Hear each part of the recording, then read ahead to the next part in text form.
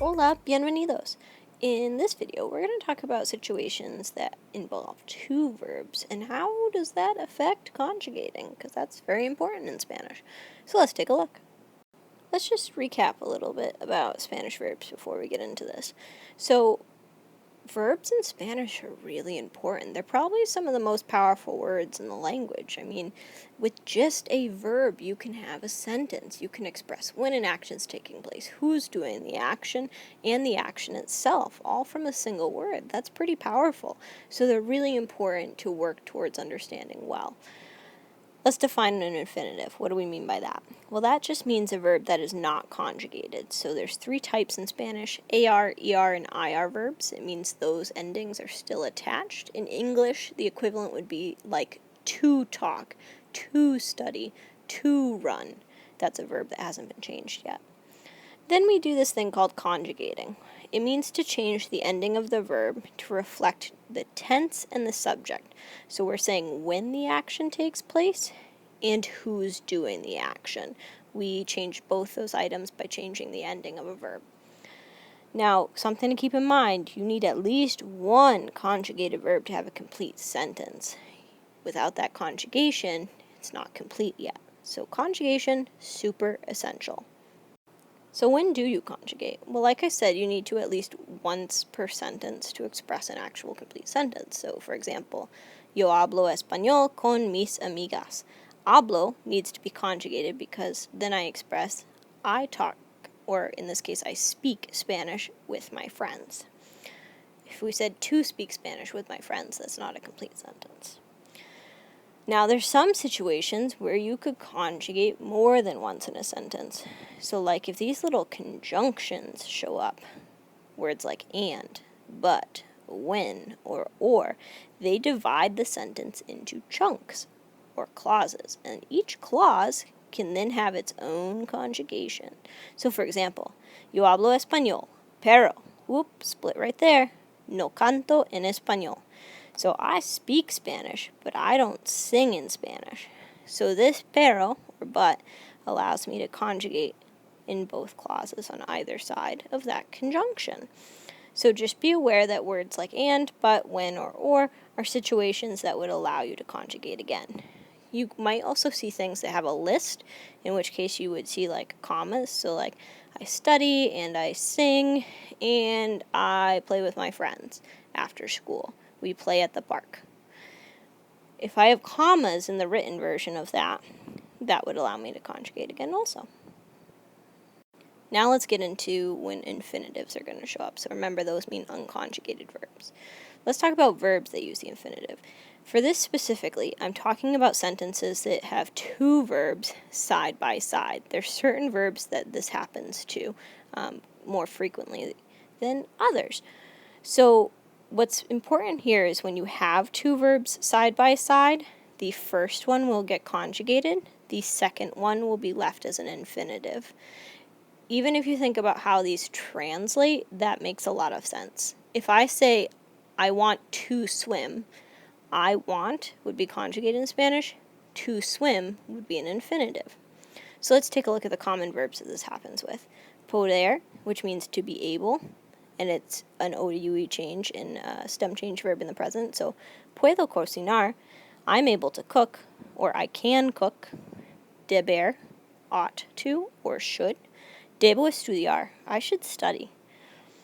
To prefer, preferir, IE change is a boot verb. Prefiero correr. Querer, IE change, to want. Quiero descansar, I want to rest. Pensar. Now, normally pensar means to think, but when it's next to an infinitive, it actually means to plan. So, pienso nadar, I'm planning on swimming, or I plan to swim. Necesitar, to need. Necesito ir a la playa, I need to go to the beach. Desear, to wish.